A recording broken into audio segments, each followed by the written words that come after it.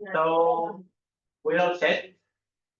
If there's anyone who doesn't understand Spanish, please raise your hand, or otherwise through Zoom, also raise a hand and let us know. Otherwise, this session of the cafe might be a bit fluid, language-wise. We can give part of the speech in English, part of the speech in Spanish, maybe answer questions in Catalan. That will be very fluid, unless someone doesn't understand Spanish. Anyone? Everybody? You don't understand Spanish? No mucho. No. All right. So we'll try to focus on English for everyone. Okay. You're welcome. So today, the objective of this CIMNE Coffee is to explain a little bit to the CIMNE community at large, because we have invited people from outside CIMNE who know us and are friends of us, to explain what is the DestinE project and what has been our experience through a couple of use cases in the DestinE project. So I will start the coffee. I'll try to keep it brief in 10 minutes. Then I will give the floor to Lawrence and then to Miriam, because they have been participating in the development of the two use cases. One in the simulation of dust distribution as an air pollutant in the city of Barcelona, and Miriam in the use case of what is the energy consumption in the whole of Catalonia, depending on different variables, socioeconomic, but also environmental variables. In my case, I will try to give you a broad overview of what is the DestinE project. And I have to give credit of my presentation to the three agencies who are sponsoring, not sponsoring, but coordinating and steering the DestinE project, which are the ECMWF, ESA, and 𝗤𝗏𝗧𝗏. So I have borrowed my slides from them. So I give credit to them beforehand. The DestinE project is a project that how does this work? No. Okay. Yes. The DestinE project is funded by the European Commission. It's not an Horizon Europe project. It's a flagship project by the European Commission. It depends on DG Connect, one of the general directorates, and it goes through different phases. First of all, let me describe you what are the different pillars of the DestinE platform. We have the core service platform, which manages the onboarding of the users and the access to the different services in a transparent fashion, so that the user doesn't know how they have to access to the other services. They access all the services through the core service platform. Then we have the data lake, which is not just a database. It's a very large database, for sure, but it also comprises near computing services, near data computing services, and a plethora of services associated to managing the data, as well as federating other data spaces around Europe and around the world. So different administrations or other entities can choose to federate the data with the data lake of the DestinE, so that you can access other databases through the data lake of the DestinE.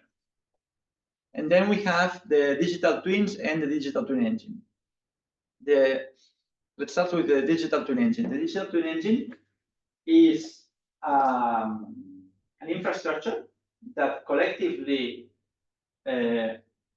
embraces all the supercomputers in Europe, or most of the supercomputers in Europe, what is being called the Europe HPC, Europe High Performance Computing, and provides seamless access to these supercomputing services.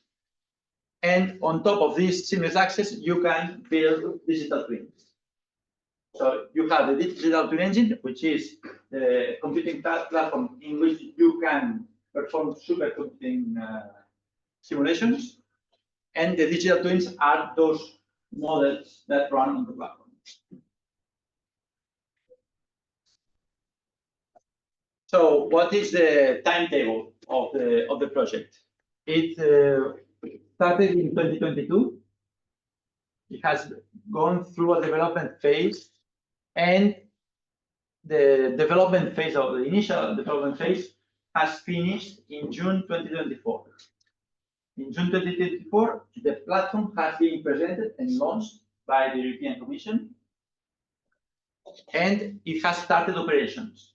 So now the platform is live, and any user can connect to it, can register, and can use the service.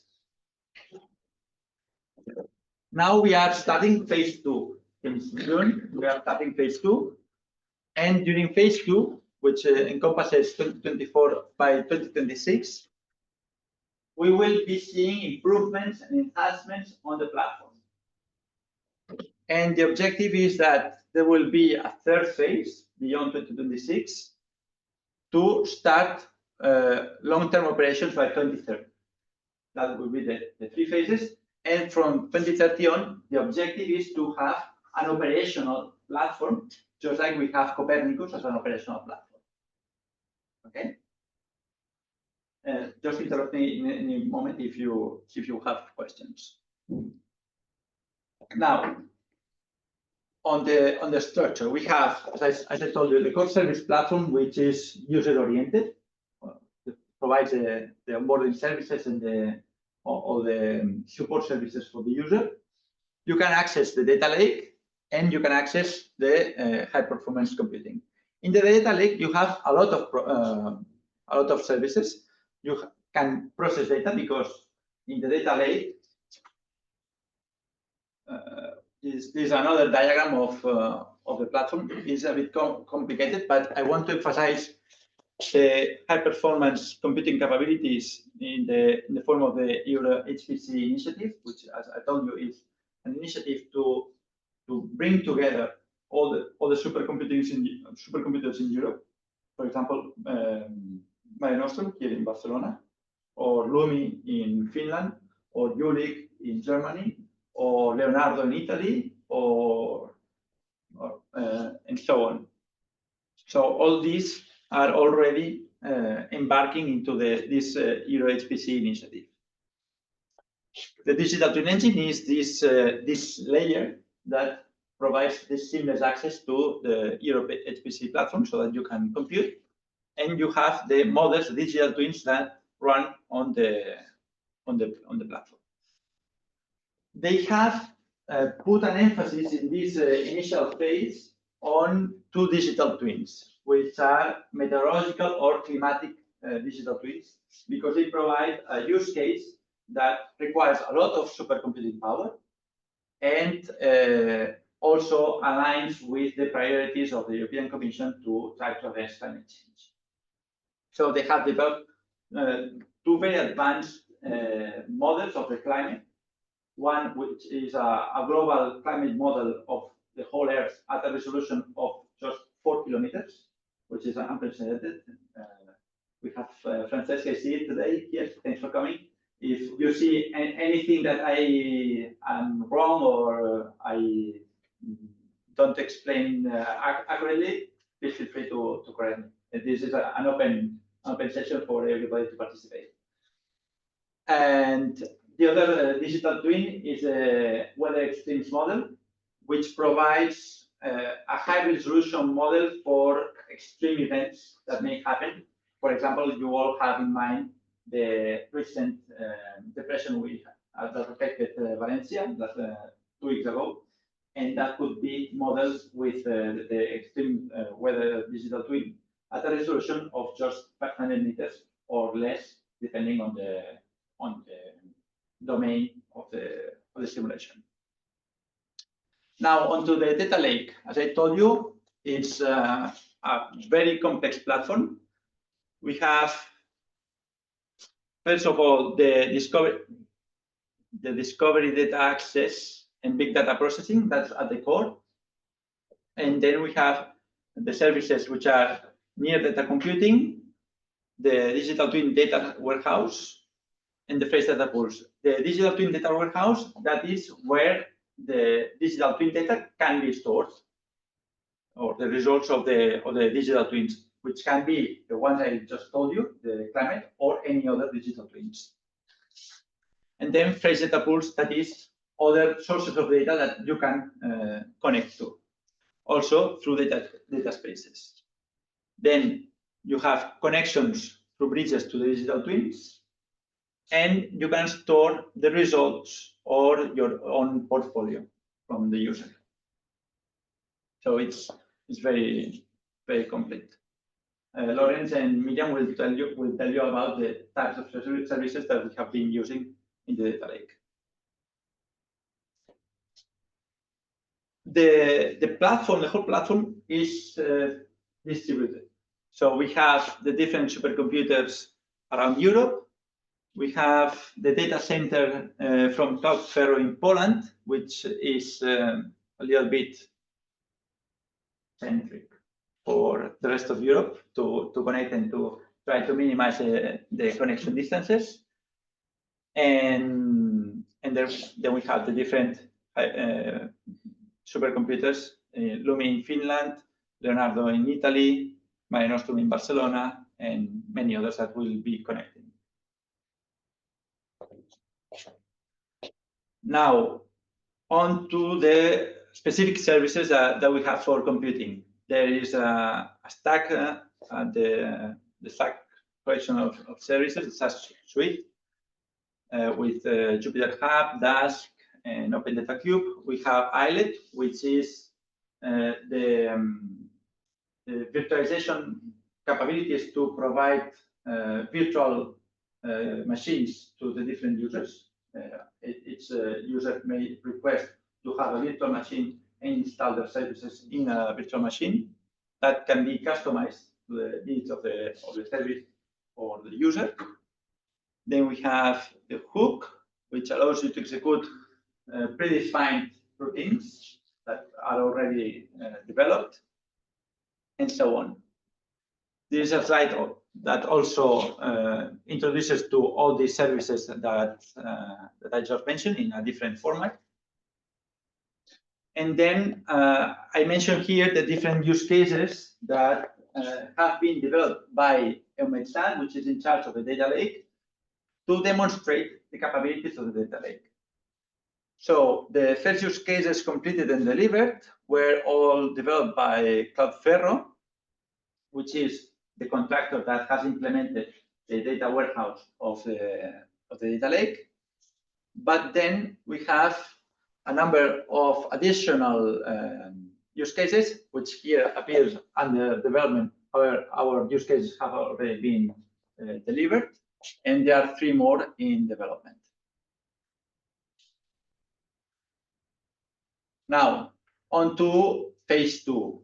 What are the tasks? And that is maybe the interest that you may have. What is to be expected from phase 2, and what are the contributions that in the DestinE platform people will be expecting? Build on previous accomplishments, mature the DestinE services, that is across all the 3 pillars of the DestinE, not just the data lake. Extend the data portfolio that is specific for the data lake, that is aligned with user needs, new federations, new data sets, and evolve with partnerships. And harmonize and standardize the data services. One of the goals and main achievements of the data lake has been to harmonize the access to the different databases. I will storm through the presentation. Also, one of the focuses of the second phase will be to implement machine learning and artificial intelligence capabilities into the whole platform, not just the data lake, but the whole platform of DestinE. I want to emphasize that the platform is open to everyone. You can enter, register, request access, and there is a possibility to request advanced services, access to advanced services. You just make the request, and they will provide you to advanced services of the platform. Not all the services are visible without requesting access to the advanced service or the upgraded access, and you can apply to them. There's nothing special that you need to apply. Just apply, say what is your profile, what your job is, and what is your research topic. This is what you see when you enter the platform. It's a model of the Earth with a model of the climate. For example, I just checked a few moments ago, and there was a model of the rain pattern for the month of January, and it was expected that in Spain, in Catalonia, there will be a lot of rain in the month of January. That's something we are being capable of simulating from now for the month of January. This is the view of the different services and there are. I will turn through this. Again, specific emphasis on the capabilities of the high-performance computer for the digital twins.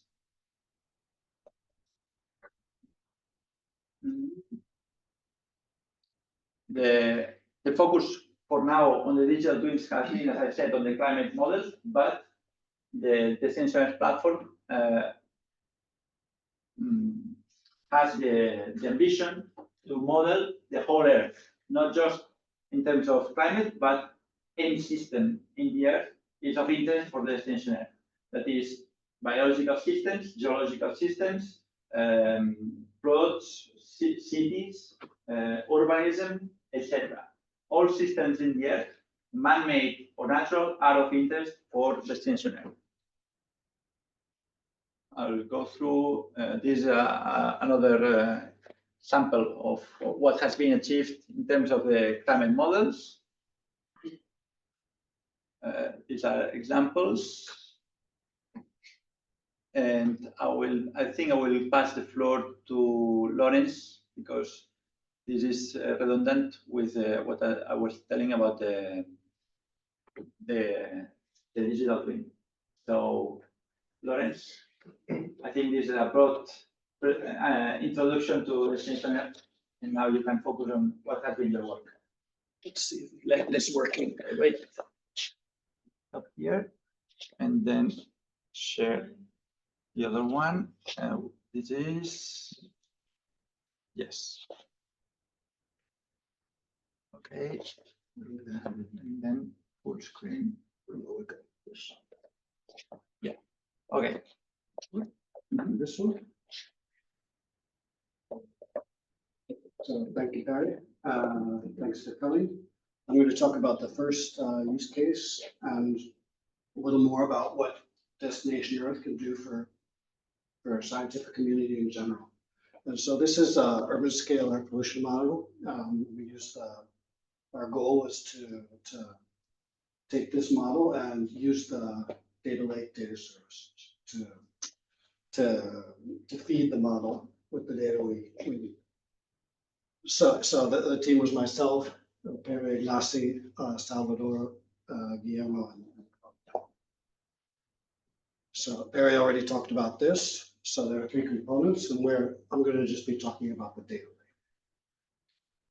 And so the thing about the data lake is that what it does is that it's unifying all these type of data sources in one spot and making them have a harmonized way to access all the data, like all the same type of select statements can be used to access any data source that's in the data portfolio. So I'll get back and touch upon this later because this is important for science in general. And this has kind of been the holy grail for the modeling community, to try and unify all these sources and have them to be able to pick and choose. So as of now, the data lake data portfolio has these federated data providers, which are, you don't have to read all of this, but these are some important contributors, and it covers a pretty wide spectrum of data. And every data warehouse here Eurostat or IAGOS, which puts sensors on airplanes, or EUMETSAT, is all cataloged using a metadata standard called STAC. That's touchy. And all these data sources are fed into the models that are running on the digital twins, but we can also access them separately ourselves. So potentially one day, data sources at CIMNE could also run the stack routines to catalog all the data we have at CIMNE and be incorporated on this. Or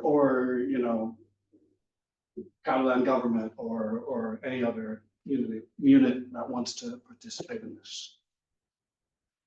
So Per already talked about this, about the edge services on Data Lake. The names are kind of confusing sometimes, but if you think of 𝗦𝗚 as infrastructure, stack as pre-made, Python interface, if you don't need to install anything, and the hook are like functions and workflows for like batch or complicated things that you do a lot. And so the use case, some of you might be familiar with the use case. We have an esteemed colleague here, Ignacy, who developed a similar use case a couple of years ago for NO2. And so we're using a similar model to track PM10 particles, which we all know are a significant health risk. And so besides I'm concentrating more on the use of Data Lake rather than the model itself. So besides a framework for modeling, PM10 transport over Barcelona, we're concerned with that. This model uses the Data Lake infrastructure and runs on the Data Lake infrastructure.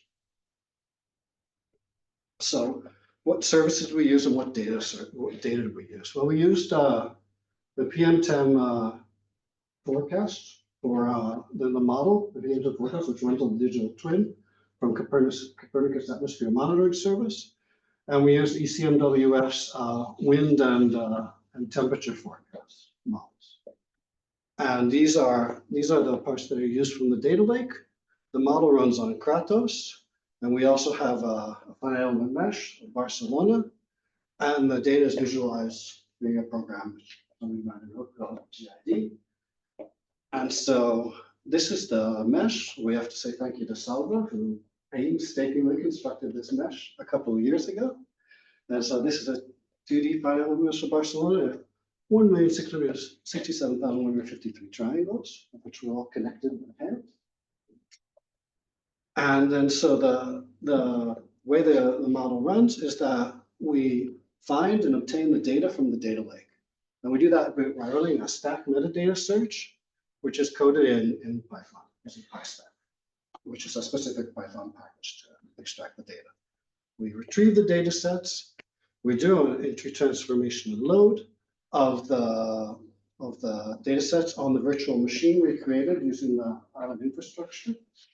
And then this is fed to the model, which runs. So this is a schema of the architecture of the use case. And so this is the virtual machine with Kratos and GID installed.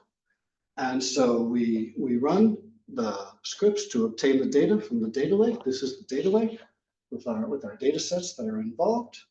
And these data sets are downloaded to S3 buckets, which you can configure on the 𝗦𝗚 service also. And so these S3 buckets, I mounted them on the virtual machine, so it's just a directory. And then we have to do some transformation routine, like I said. We do some transformation routine, like I said before, to format it so that the model can read it. And the model does modeling, and it's output into GID for the visualization. So this will all be online, so you can see it later. This also, the first part of it also runs on the stack service, which is the stack service is a Jupyter notebook. If you're not familiar with the Jupyter notebook, it's like a Python interface, but you can't install anything on this instance of the Jupyter notebook. So we started using that, and we were selecting data, but then we discarded it quickly because we needed to install Kratos and GID. And so if you can't install anything, it was missing some packages. It's good if you have nothing and you're starting from zero, you can use this. But if you have something that already needs to be used, you have to use the virtual.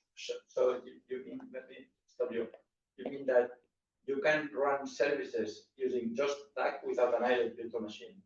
Yeah, but if you need to install something, Then you need the idle virtual machine. then right, I mean, because you would have to like call them and ask them, can you install this? Yeah, just to add a comment, you could actually like install 𝗤𝗏𝗏 from pip install using stack, but then you have to have your code uploaded somewhere. So I Yeah, mean, so, if it's something like it's a bit like in this case, which is a bit ad hoc, specialized for, so it's a special code for this program, Right. this program, then I mean it's not that useful to work from stack. no, but if you were like, if you wanted to do something like in Stack, it also has visualization. No, I didn't have a photo. It also has visualization. So you can run a program in Stack and output 𝗤𝗏𝗏𝗂 or you can output like EC codes or 𝗏𝗏𝗏𝗂 and see your maps there and generate your graphics right there in Stack. So it's good for that. So the scripts I made to get and transform the data were 3 scripts. The first one was this first script, in which I send a collection of data set, which are stack classifications. Please differentiate between stack with K and stack without K. Oh yeah, stack is the name they gave for the Jupyter Notebook environment. Stack means spatio-temporal asset catalog, which is a metadata schema specifically made for Earth observation materials. So I run the stack selects on the collections, and I'll show you that in a couple of slides. And then we download that to the S3 bucket, which is available on the machine. And then for the wind data, which I referred to before, we had to convert that to CSV and clip it to the bounding box of the study area. And I'll explain that in a bit. And then the second script retrieves the PM data from the GRIB file, and GRIB is gridded binary data format. It's a common meteorological format to work with. And we feed it each latitude and longitude within the study area, and it returns the pollutant concentration. And then for the third script calculates an exterior wind far field surrounding the study area based on the averages of the exterior points of the data we downloaded from the wind in the study area. Okay. This is an interesting problem we came across, which is 𝗤𝗏𝗏𝗏𝗂, which is 𝗤𝗏𝗏𝗏𝗂 is a pixelated version mapping of a sphere. And so it divides a sphere into equidistant areas. And so this was originally designed for deep space radio astronomy, because they need to scan each sector of the sky in a rapid and efficient way. And so they have used it and they applied it, they turned it around and applied it to Earth, because they need to do a lot of computing for meteorological data in a rapid manner. And so some of the data sets were in this format, and it's not easy to read. And so I coded these formulas to extract this program to extract the data from the 𝗤𝗏𝗏𝗏𝗂 format. But then we found out you can abstract it using programs that CMWF wrote themselves. So I never really got to test this, but it's just here for if you're interested. You can check it out. And so this is the select we made, which was selects the collection, which is one of the 2 digital twins and the pollutant. These are the specific parts of the collection, which is the wind north and wind east, and the pollutant. The file is in GRIB format. This is the bounding box, which didn't work for the wind data sets because it's not implemented. We set a forecast period for the model of 3 days, and for 24 hours, because the wind only runs once for 24 hours, but the pollutant runs for as long as you can forecast it in the future. And so then we had three data sets. And so the basic way this works is that for each data point in the 2 data sets are mapped to an area on the model study area on the mesh. So there were 120 within the study area. And so the resolution is enough for a proof of concept. what, 120 over the study area. We got, it was like about 10 kilometers resolution, 5 kilometers. I forget what the resolution of the model was, of their model. The antenna was 4 kilometers. Yeah, and so it's not enough for the resolution of this model, because this resolution of this model is about 5 meters. So come back in 10 years when they have the James Bond satellites, and maybe it'll be viable. So for scanning the grid file, each point this takes 72 hours worth of data for each latitude and longitude point in the data set. Then we have to make a far field, as I discussed before, which is we take the value of each of the points of the perimeter of the study area, and we generate an average of that. Fun fact, in Barcelona, we should probably do 2 or 3 wind fields because the mountain and the sea are quite different. And this is the model in a second. So we can actually not see, but we take the winds data first and map it over the urban grid. And then we plug in the values of the pollutants and its movement over. If you have any more questions, you can go ahead or ask here. So this is the wind vectors. Should be a video. Yes, Is it? yeah, it was playing, yes. Not quite. And this is the pollutant contours. Is it going?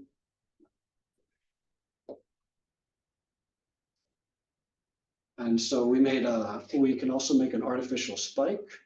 So we made a pollution event here on this intersection. And you can see that it registered within the model here. You can barely see it, but it does register. And then so for the solutions of this, we would like to use a proper 3D model of the city, adapting the code to be dynamic so that you could use it for example, for all of 𝗏𝗏𝗏 and for all of the data sets that are available in the data lake, which would be a great use.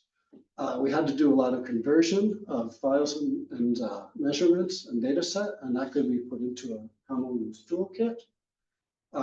It's been talked about to access 𝗏𝗏𝗏 and GID with a web interface for some time now, and that would be something to work on. And incorporate hook and desk and Kubernetes and these type of use if the need arises. And so to close out, so to think about this, of what we have right now with this tool, with Destination Earth, is we have data and model results amalgamated and cataloged with standard descriptions and availability. So we can take these observations, run the simulations, and have these 3 questions answered. You know, what happened, what's happening, and what will happen. But and so we can refer back to this, all of these data sets to answer these questions. But what interests me personally is that would be complex problem analysis, in that we have this data results amalgamation and then description. But what we would like to go is towards dynamic ad hoc system of systems modeling. And so we can model these complex problems. We take, for example, the flood that just happened, the hazard, to map the hazards, vulnerabilities, exposure, and response. And I could make another 20-minute lecture on complex problem analysis. But you know, all of these can be modeled and interact with each other in various ways. And so this destination is an important step towards that, but we still have a ways to go. So if there's any more questions about that, you can ask me. So sorry for taking so much time. All right. Thanks, Lawrence. So now we have this explain the use case on the energy. I'll go back.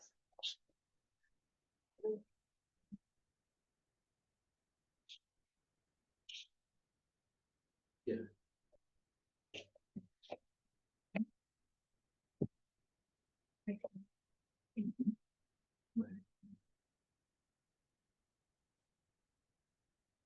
Hi, I'm Marianne. A month ago, we presented this other use case of Destination. And it's about creating an architecture to analyze the impact of weather variables on the electricity consumption at the post-cycle level. Well, as Lawrence explained, all the DestinE services, I would be more focused on the use case description. And there is like a very complex scenarios about predicting electricity consumption, as there is a shift from generating controllable energy to decentralized energy, as the controllable were generated with nuclear and fossils, and the decentralized are the incorporation of new renewable sources.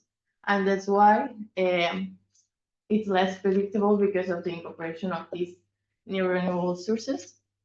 And at the European level, there is a strong push on reducing the dependency on gas and fossil fuels, and also to increase the decarbonization.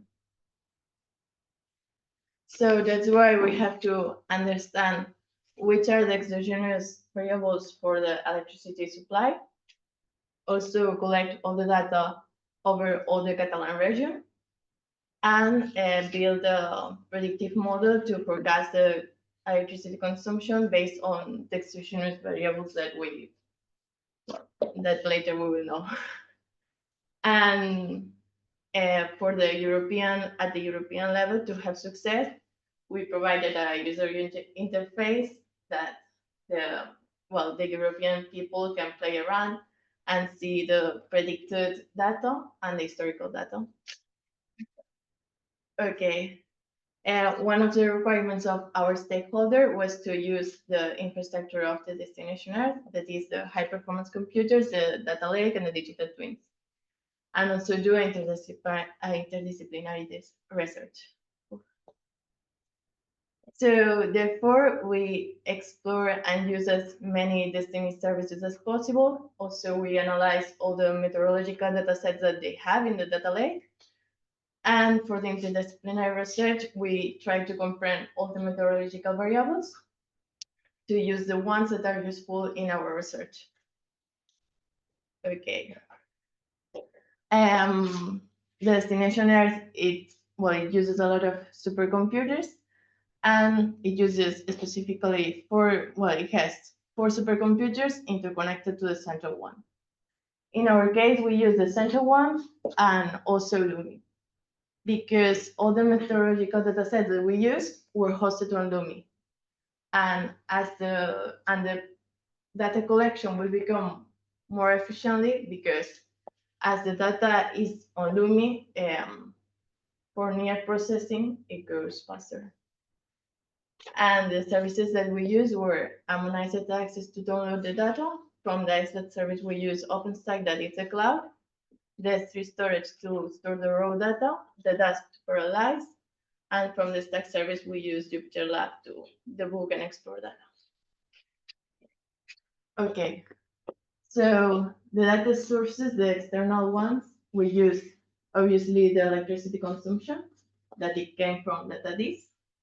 Also, we use socioeconomical data coming from the Institute National of Statistics, the electricity price, specifically the PVPC2 that is coming from ESIOS, and also building data coming from the cadastre. And from the data sets used in the destination Earth, that is the weather data, we use the climate digital twin for long-term predictions, the extreme weather digital twin for short-term, and the Area5 land for the historical weather data. And here is the architecture. The data collection inserts and uploads the data to the object storage. All this is raw data. And then it's distributed, this raw data, to the data processing. And the data processing is responsible to do the cleaning, the ingestion, and the transformation. And all is parallelized with polars and DAST. Moreover, with the QGIS, was incorporated to aggregate all at post-cycle level, also with GeoPandas. And always stored in the persistent storage PostgreSQL. And we use 2 extensions, timescale and PostGIS. Timescale for time series data, and the PostGIS for the spatial data. And then the scheduler automates all this architecture. We use cron, that is a basic one. And it, well, there is like a schedule and it processes the data collection and it runs the data collection and the data processing with Python scripts and the persistent storage with the SQL queries to keep update the database. Moreover, these analytical tools were plugged into the database, and for the visualization, we use Streamlit containerized with a Docker. And for the modeling toolbox, we use XGBoost parallelized with Dask. And then the Jupyter Hub for everyone who wants to explore data and see and do plots or whatever. You have 4 minutes. This guy, well, I will, this is the data pipeline of every data source, but I don't know if I have time, so now I will skip all. Okay. That's it. Vale, the tools that we use, it stands for Extreme Gradient Boosting Model, and it's one of the most powerful supervised learning models to solve classification and regression problems. And it's based on trees, such as random forest, but the difference is that adds new trees and reduce the error of the existing trees. And this process continues until no further improvement can be made. And moreover, this also, like, unlike the time series models, it generalizes. So there is no need to do a model for each postal code, for example. And also it's very good in parallelization, so it can be used with Spark, PySpark, or Dask. Okay, so to train the model, we use the external data sources that they show and the historical data that is in ERA pipeline. And then we do some future engineering to predict, and that were calendar features and weather features. And this was trained and with the frequency, with the time frequency of daily, and the data collected was from the June of 2021 until the September of 2024. That was the last month of the destination that we present, and was trained with cross validation. This output was stored to the PostgreSQL in order to visualize all the data in the web app. But before storage was like an evaluation. In the first attempt, we obtained a 90.7% of cross-validation root means per error. And after optimizing the hyperparameters, we obtained an 8.5. These were the values of the hyperparameters. And the most important thing is the future importance that our model will get. That for our model, the most important features were the contracts, the number of floors of the building, and also the square meters of the building. But also there were like weather variables like the heating degree days and the cooling degree days, and socioeconomical variables like the income. As I said, the results were stored to visualize. And then we use the train model that we had with the ERA pipeline to do like different scenarios. The first scenario was done with the extreme digital twin with the validation period of the next 5 days. That in the destination period was 14, 15, 16, 17, 18 of October. And in the second scenario, we did on the climate digital twin. That was the whole 2026. Also, all these results were stored in PostgreSQL in order to show it on the web application. This was the web application.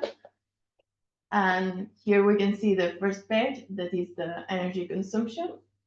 And here are the lowest the lowest energy consumption of postal codes, the map.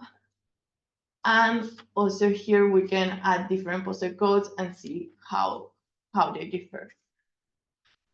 For example, these ones are this red is from Tarragona and these two are from Barcelona. And we can see that it's a little bit high.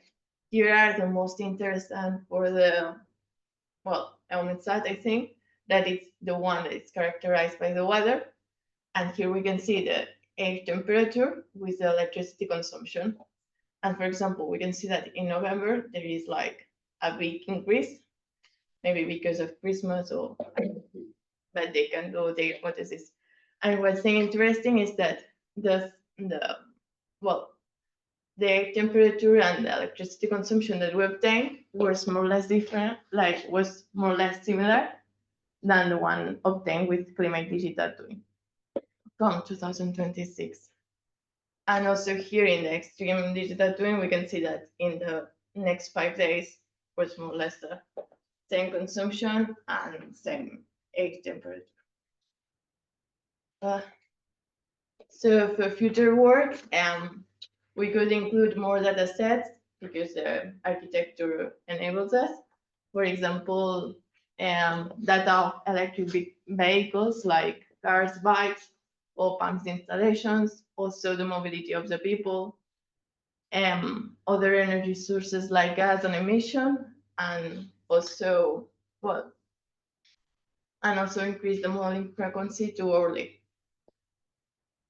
And we could also, for example, in order, because now we only predict the electricity consumption for residentials. So we could incorporate also the industrial, the agriculture, and tertiary sectors, but we had to modify, for example, the prices because it's different for the different sectors.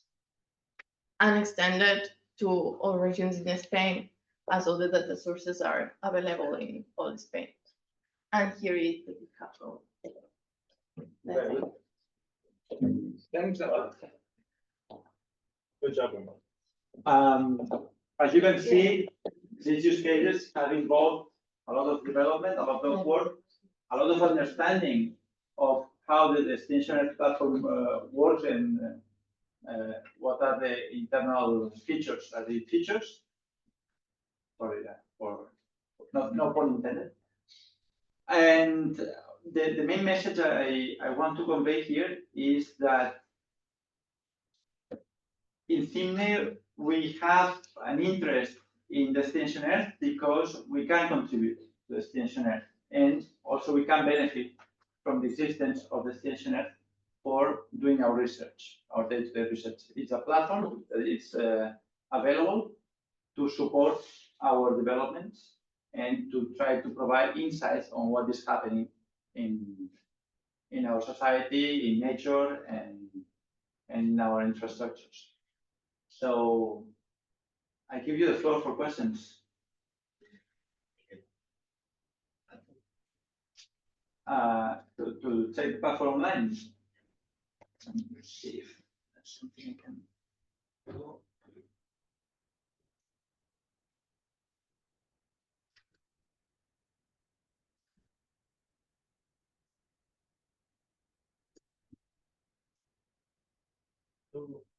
I think there's no questions there.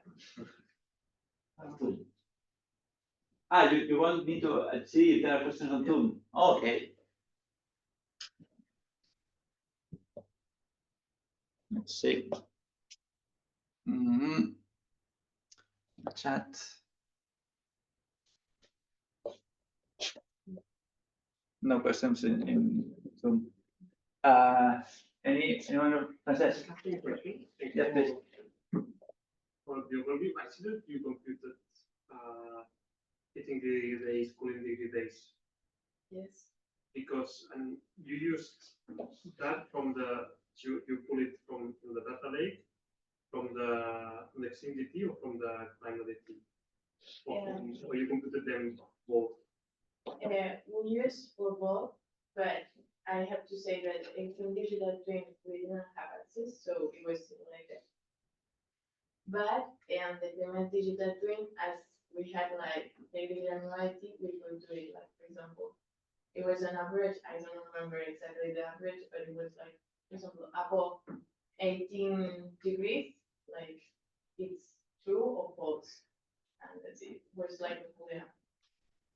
And that information was quite useful in order to predict the electricity consumption for was in the top 10 features.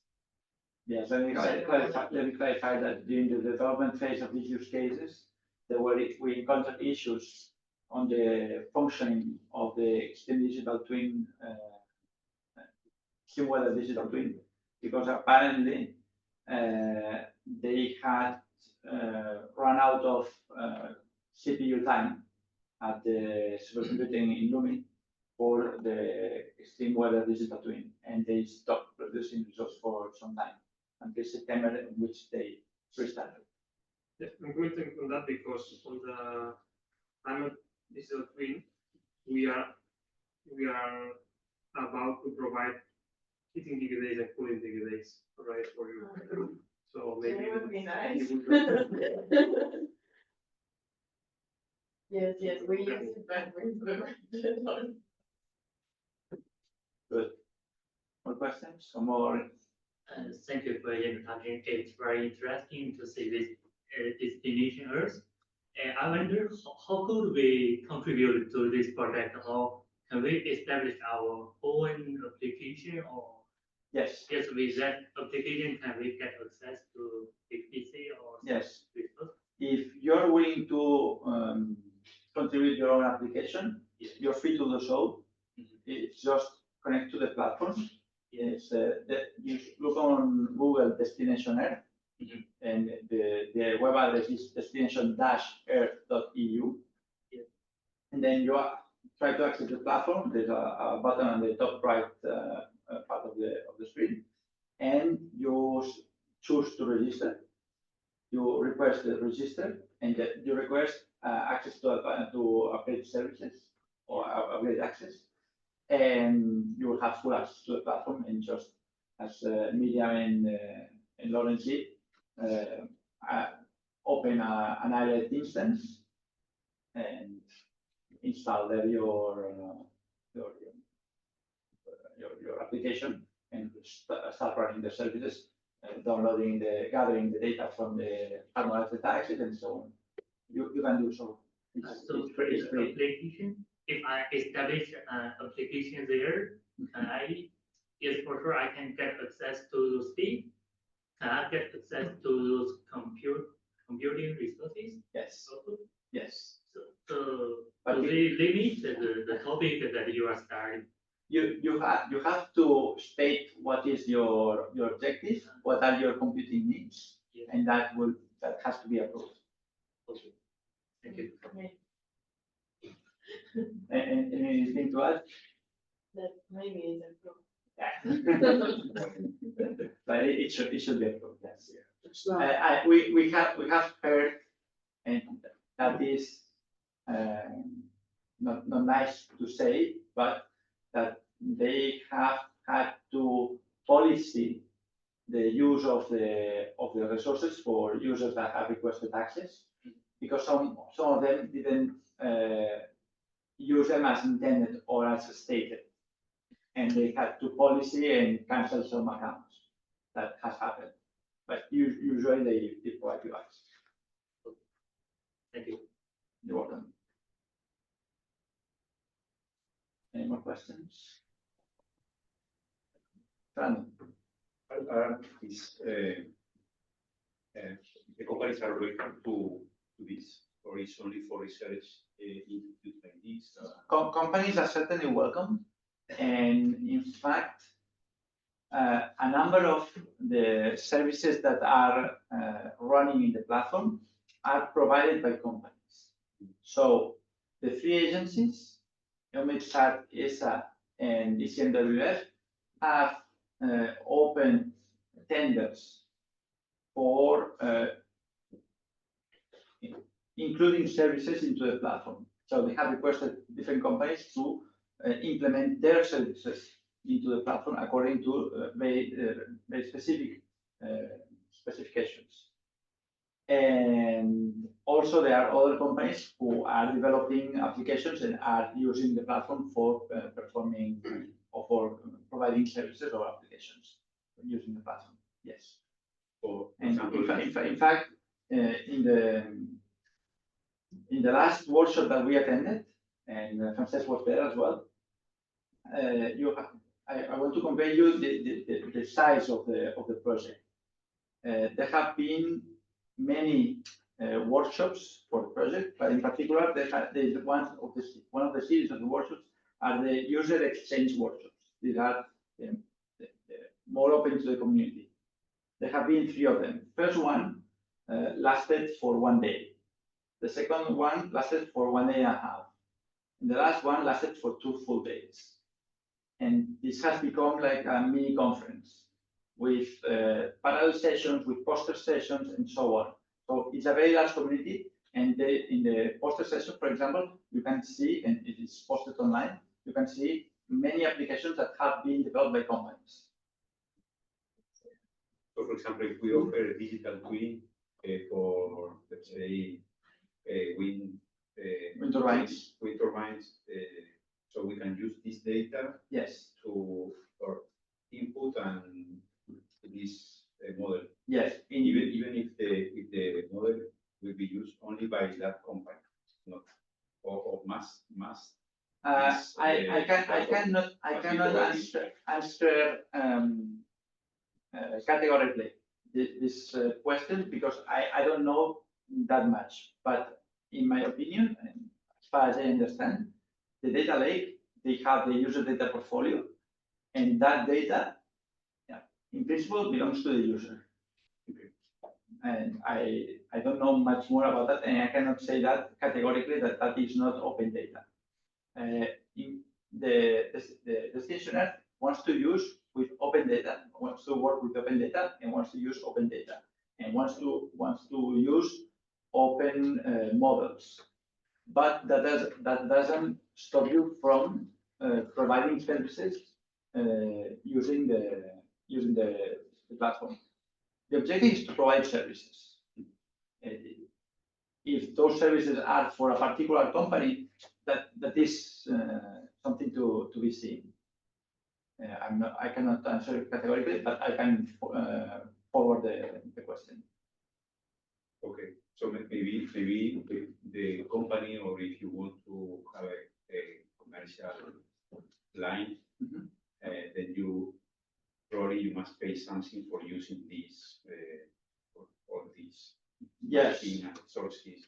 Yes. Let me answer the two issues here. One is on the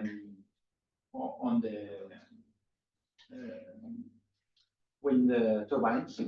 There have been already a number of cases that have been developing the case for wind turbines and how different wind turbine farms are affecting each other because they have wakes, and how they may affect each other, or how a turbine may affect another turbine. That is something that has been already studied within the DestinE. So it's a use case that is of interest, and certainly they have already, that is a topic that is of interest and it's used. On the other hand, your question was on the if the company can use this data for personal use, commercial use. Yes. If they want to make a profit of selling this. Oh yes, the marketplace. The issue of the marketplace. Yes. Or if they can pay for the use and so forth. There has been a discussion within the DestinE, not in the last workshop, but in the previous one, on whether to implement a marketplace for DestinE, in which companies can offer services for a fee. Okay. Not that you access the platform and pay to use the platform. That is different. It's that the companies may offer a service so that another end user can use it for a fee. That is a discussion that for now has not progressed further. And in our conversations, the people in the officers in the DestinE have told us that they want it to be for free for now. Thank you. You're welcome. More questions? I have a couple of questions, if I may. Go ahead, Fernando. Hello, everyone. Well, first, thanks for the presentation and congratulations to all the team, to both teams for this project. And in particular to you, 𝗲𝗲𝗏. I know that you have been working very hard on this. I have a couple of questions for the presenters. It seems like these use cases were much more about, let's say, software engineering, probably, connecting, gathering data, transforming data, connecting scripts, technologies, data sources, than computational mechanics or numerical modeling. Can you say a number, a figure, or what percentage of the work had to do with, let's say, pure software, and what had to do with more, let's say, scientific or modeling and simulation, more or less? Do you want me to answer? I can answer that. Yeah. I will take that question. Most of the work, as you say, has been focused on data processing and data gathering and connecting models to the data and installing the models into the islet, into the virtual machines. Nevertheless, I must say that all this project has been implemented in just 4 months. There was no actual time for development of numerical methods or computational mechanics modeling. However, we have used previous developments, like for example, in the case of the air pollution in Barcelona, we have used the development in computational mechanics that 𝗍𝗏𝗍𝗏 developed for the PIKSEL project. Right. Okay, thank you. And well, I have a couple of very fast questions related to this one. Did you work fully in parallel, or were there some developments which you could use in both use cases? You can answer, Miriam. We do it in parallel because the data were quite different. You use pollution Maybe and the installation of the vector on the islet was maybe. we share. Yeah, there were a few aspects of the work that we coordinated because they were common to both use cases, but these were the rest. I see. And the last one was, if someone from CIMNE has to do some additional use case, how much of these developments can be used? I guess it depends on the nature, the kind of data that is to be used, and so on. But can we say that we don't start from scratch if we had to run one of additional use case? Go ahead. Yeah, I mean, I touched on that briefly. I'd like to go back to what you said before about the software development and the modeling development. And I think it's important to look at what DestinE is doing is building an infrastructure to fomentar computational modeling and climatology and physics and a number of other fields to build an interdisciplinary platform. So the content, it's delivering the content and providing support for this content. And then there's the content.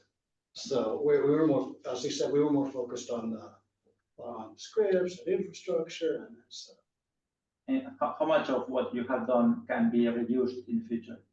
Well, I mean, it's not like, I think, I'm sorry. My name is 𝗔𝗕𝗦𝗧𝗥𝗏. So Troy said that, can I go in there and start, it's like, well, I mean, when you go in, it's not like, models, the data set. I mean, there's a lot of coding skill and a lot of, because ideally what we want, is you go in and there's a nice screen, you take this model and that model, and it's like on Star Trek or something, and it just all pops out and it's all nice. But we're not quite there yet. So what we have started with was just starting at very basics, we had problems with conversions. We had problems with downloads, with setting up of machines and so on. But now that we have this knowledge, the next person that comes in, will have their time seriously reduced in starting to set up. But like what she had set up, required much larger scale of data than what I was using. So she had to start using Dask and things like that. And so there would be those differences. But now that we have a general lay of the land, Mhm. It will not last. Yes. If that answers. Yeah, and I want to add that both use cases have produced the corresponding deliverables, and the deliverables include the final reports. And in the case of Miriam, in addition, she used the use case to develop her own final grade project, correct? Your master thesis, sorry. So you have, in addition, or her master thesis as documentation for what her work was. So it has quite profuse documentation. Is it public? Are those documents public? Yes, the master's degree of Miriam is Well, public, of course, and we haven't published them yet, but for sure they can be public. And in addition, in fact, the requirement by 𝗦𝗣𝗘𝗔𝗞𝗥𝗦, who is our contractor, is to make everything available to them. So, and the spirit is to make it public. Yes. So the answer is yes, you don't will start from the scratch. Correct. So you can. Yes. Yes. Okay, thank you. Thank you very much. You're welcome. More questions? No, everything clear? Okay. So we passed 10 minutes from 4 in the afternoon, and I think it's quite time to close the session. Thank you everyone for attending.